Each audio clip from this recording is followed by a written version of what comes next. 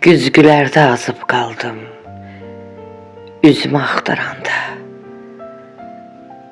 Sən heç mənə rast gəldinmi özümü axtaranda?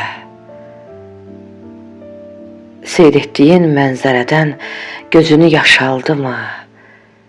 Baxışının təəccübünə kipriklər əl çaldımı? Naçar qalıb ilhamını köməyə çağırdınmı? İçindəki üsyanını şeirlə bağırdınmı? Gizlətdimi fəryadını dinlədiyim mahnılar? Təsəllinin qucağında ovundumu ağrılar? Sən günahı savab bilib ruhuna içirdinmi?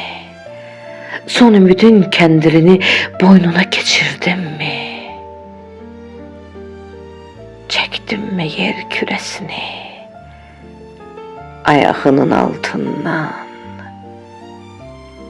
Beləcə son nəfəsini astınmı inadından?